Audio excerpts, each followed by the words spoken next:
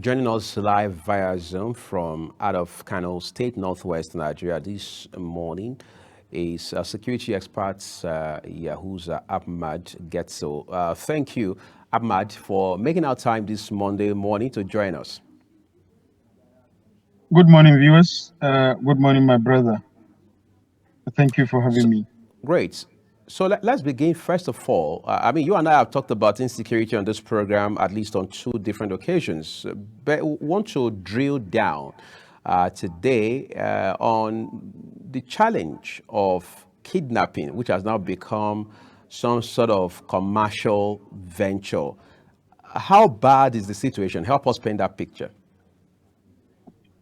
Well, initially everybody was talking about a kind of farmer harder crisis as a root cause for the takeoff of the issues of kidnapping, banditry, and is being specified to northwestern part of the country, most especially the states of Zamfara, Katsina, and to some extent Sokoto and Niger. However, it has now become very clear that those who are conducting this activity, kidnapping in Nigeria has become an organized crime, which have an infiltration of both local, community-based local politics, community-based politics, regional politics, and even some infusion from the foreign forces. Why? Because I need to justify all these arguments that I have mentioned. One, infusion of the foreign forces is the fact that sophisticated arms that even some of the countries, for them to own it, there are international law backing that, and there are memorandum of understanding in the case of bilateral, multilateral, and international politics or international diplomacy. However, we are seeing these arms being portrayed or being kind of presented by these criminals in all parts of the country. So how are they getting access to those arms? It means there must be an international or bilateral and multilateral input. There must be a foreign forces that are supporting and providing these arms using whichever method, either direct method or indirect method, or using the unscrupulous elements among our personnel providing those arms, which I cannot really justify my allegation, but this is a question. Why I said it is a community-based politics or state-based politics. If we look at the situation of what is happening now in Zamfara and some other part of the northwestern states, especially those local governments, 14 local governments in Katsina, in Zamfara. Zamfara state has only 14 local governments. And I can tell you that 98% of Zamfara is under siege and under control of the bandits. And the number of personnel that we have available at the stop and search, and also at the various communities where they are kept, both the military and the joint task force, are not really adequate. Because in a situation where you have 10, 20, and these criminals will come out in mass, you know, they are scaring. Sometimes the military, the security can see them conducting their activity and nobody can chase them because you don't have the capacity to face them. Why I said it is becoming a regional politics? Why is it happening mostly in the northern part of the country? And I have said time without number. And that still remains my position. 99.9% of those who are conducting this criminality in states of Niger, in state of Zamfara, in state of Kaduna, in state of Katsina, in state of Sokoto, and to some extent, even part of the infiltration that we're having in Kano State. Because I can tell you confidently, and I have my backing, that 27 local governments out of 44 local government of Kano State have now been affected. So why is it happening only in northwestern part of the country? And why citizens, indigenous, non-indigenous, none, what I mean, those who everybody know who they are, those who are committing these atrocities in all parts of these locations are known. And you cannot tell me that they have any hideout that cannot be accessed. We know where they are. We have been saying it. Even in recent time, if the security heads are hearing me, they know I have been providing this intelligence and providing necessary intelligence about the information of whereabouts of these guys.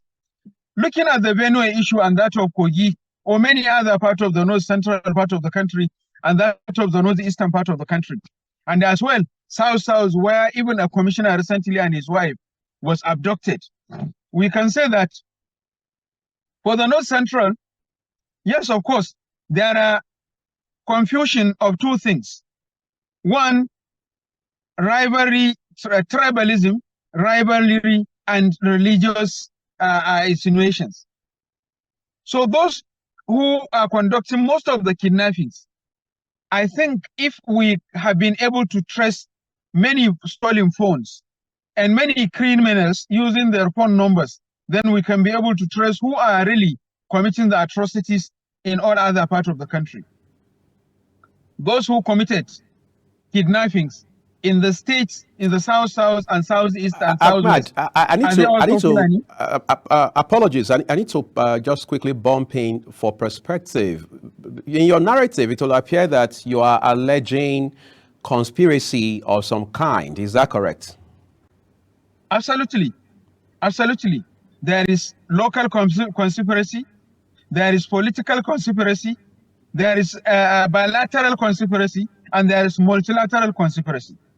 And we, Nigeria, must go into understanding and conducting a study or root cause analysis to really understand what are really the basis through the understanding of the root cause of why.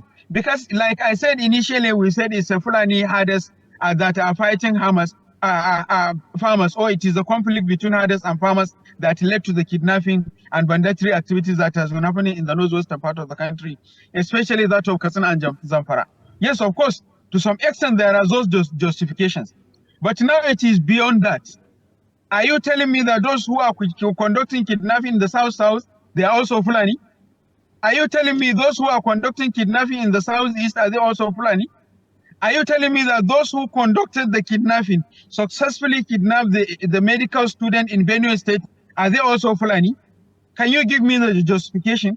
I have given everybody a justification, and I stand my position that those who are committing the atrocities in all the state of North Central, that is Niger, that is Kaduna, Katsina, Sokoto, Kebbi, and Zamfara and Kano, they are indigenous. I know most of them, and I can justify that they are citizens. And I have been saying it. And until and unless government and other institutions are ready to work together, I know the Minister of Defense, Malam Badr Abubakar, as well as the Chief of Defense Staff, and the National Security Advisor, there is improved synergy compared to those 8 years that we have of Buhari in terms of working together, in terms of synergy, in terms of collaboration and partnership. But the question is, what have we not been doing that we cannot pin at these guys at the locations where they are, through their parents, through their friends, through their wives, through their girlfriends, through their corroborators and collaborators, and pin them and deal with them accordingly? There is no community, no divisional police officer in Sokoto, Kebbi, Zamfara, Katsina, Kano, and any other Niger that can tell me that he don't know who are the criminals and where they are. How are we getting their names? How are we getting how are we interacting with them? How are we getting to know them? And how are they getting the social needs, social basic needs? How are they getting water? How are they getting food? How are they getting the fuel they are using in their motorbikes to go and conduct their atrocities? And why do we know them? And why have I been saying that I know who they are and I know where they are? So if we really have the committed and the serious operation plan, and we really want to target them, they are numbered, and we can deal with them one after the other. I believe, and I salute Nigerian troops both military and paramilitary, for efforts they have been making and for what they have been doing. Because if I say the military or the paramilitary or the security agencies are not doing anything, I'm not being fair to them. Because if they are not doing anything, I wouldn't have been talking to you where I'm talking to you now. And many of us wouldn't have been crossing from one place to the other. Yesterday, I left Sokoto in the morning and I Yes, came to Kano. I need to So I ask you believe this that, for a minute, if you don't mind. We've go heard ahead, about please. things like let's cut off supply to these bandits, these kidnappers. Let's ensure they don't get essentials, whether it's water, food, cash or logistics, whatever it is. All right. And they were also saying that in recent years, the telecoms operators in this country, virtually all of them, on account of regulatory frameworks put in place by the NCC, have been able to optimize their database. Look at what we are doing with the NIFC, for example, that is the NIN. Is that effort, I mean, when you put all these efforts together, is it enough to win the war against kidnapping? Because it appears that with every one step we make, these criminals are probably 4 steps ahead of us. I want to believe sincerely and honestly that the National ID Card Management Agency or the National Communication Commission or the Ministry of Communication and Digital Economy has been deceiving Nigerians. Because if a phone of a commissioner or a director or director general or any other senior elite will be stolen and the phone will be traced, what have we been doing that we are unable to trace the criminals where they are? Those efforts that you have mentioned, put together, they are just strategies for deceiving Nigerians. They are just strategies for taking away our attention from the real main business that's supposed to be done. I don't think, yes, of course, I said, and I'm repeating myself, none of these guys who are conducting these atrocities that is not known. That is one. None of their parent and foreparent is not known. That's 2. 3, none of their location or so-called hideout that is not known. That is 3. 4, none of them that is not using his or her phone or their phone to communicate with one trader who is selling motorbikes or selling essentials at one point or another that cannot be traced. 5, what are really the measurable instrument that we are using to cut off the supply of arms, even if we cannot supply of block the chain of supply of essentials? How have they been procuring the sophisticated arms? There are questions. These are justifications that there are conspiracies everywhere. And the governor of Zamfara, governor of Katsina, and governor of Sokoto have made it very clear that there are traditional leaders involved, there are political leaders involved, there are philanthropists involvement, there are civil society organizations involvement. Why can't we hold those governors accountable? Why can't we ask them to identify, to justify, to provide information, profile A, B, C, D, and deal with them accordingly? Why can't we ask Dr. Yahuza Gezo, among many have said, that this guy's locations is known? Have you ever asked Dr. Yahuza Gezo to give you, to justify his argument that they are known, to justify his argument that their locations is known, to justify his argument that they are citizens and indigenous of those states, local government and political wards and polling units, geographical locations where they are conducting their operations? What have you been doing with information being provided by intelligence experts and community-based criminality guerrilla researchers like Dr. Yahuza Gezo, who normally goes to the community, who normally goes to the places, to the locations where these criminalities are taking place? Why can't you ask the kind of Yahuza Gezo and others to give you a justification? And if he or she, if he and others and his allies are telling lies, why can't you present them before the public and say they are liars, and so that the public can lose their trust and confidence on them? So I believe so much that we know these guys, something is wrong somewhere. And until and unless we are ready, when I say we, it's a combination and a collective work. I mean the security, I mean the public, I mean the masses, I mean everybody. Because military cannot operate, security cannot operate if they don't have information. And it is when the public are ready to provide those informations, that is when the security can do what they can do. As If we, you say that as we, military or security are as not we doing end this anything, I would conversation, ask you 3 questions. yeah, Ahmad, I need The, to ask you this last question as we end the conversation now. In uh-huh. 2 minutes, do you think or do you even believe that kidnapping will become a thing of the past if Nigeria were able to de-incentivize the idea of ransom? In other words, if we were able to stop the payment of ransom altogether, do you think that would totally discourage kidnapping in Nigeria? I'm never in support of paying any ransom. And I believe that if the public, the families, and everybody who has been paying ransom will stop paying the ransom, that will really help. Because the more you pay ransom, the more you are empowering them to have access to essential commodities and also to have access to arms, ammunition, and re-empower themselves and be able to be chasing our security personnel, those who may not have the sophisticated arms and ammunition compared to what is available in the hands of the criminals. For the fact that, yes, of course, I believe so much that the kidnapping and banditry can be a subject, a history, a storytelling. But that can only be achieved when we have a serious government, when we have enabling environment, and when we conduct massive recruitment, and when judiciary start to work efficiently, and at a time when you provide the real fight against corruption. Because these 5 items are contributing seriously to kind of expansion or making it a lucrative business, a lucrative environment where everybody want to go and participate and make money.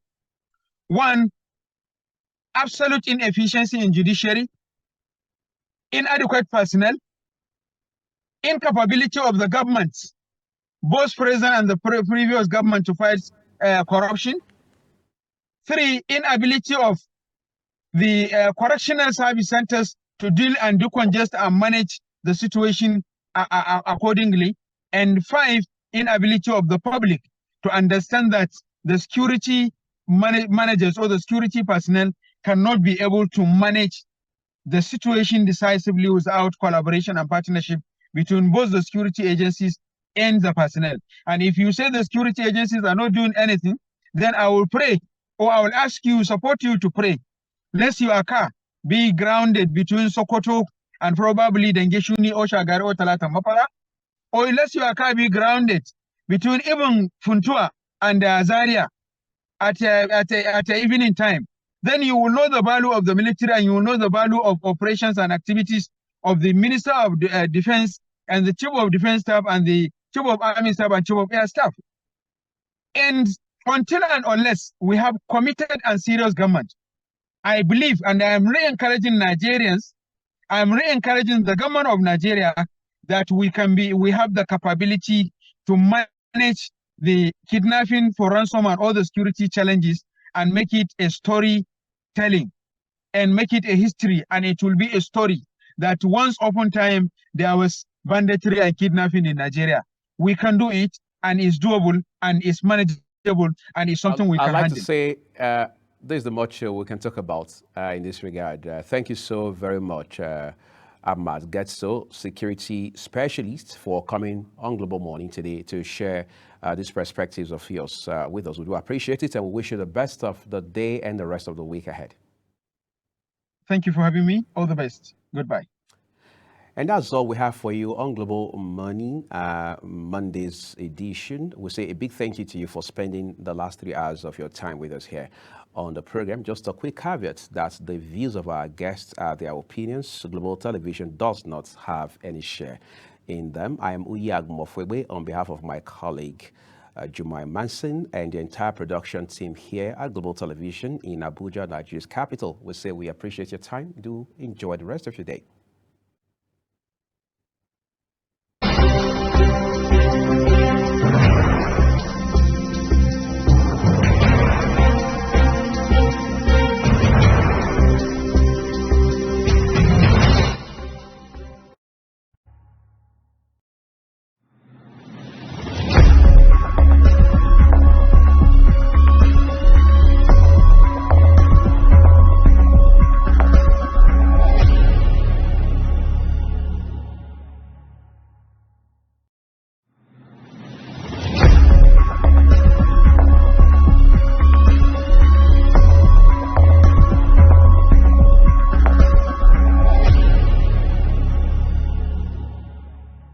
Global Morning is your ultimate destination for engaging political and economic matters. I am Uyi Agmofwebe. And don't forget to include social discussions. Tune in every weekdays from 7 a.m. to 10 a.m. I am Queen Agaba.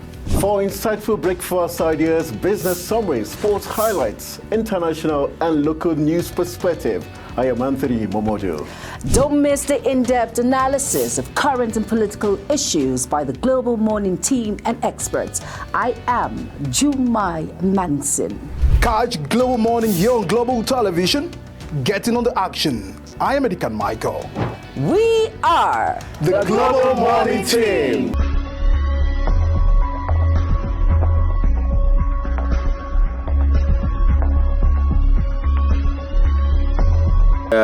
I want to go further to congratulate you on being on DSTV 365. Yeah, channel 365 is an awesome thing. Congratulations, and I will enjoy each and every one to keep on watching Global TV. This is Global TV for your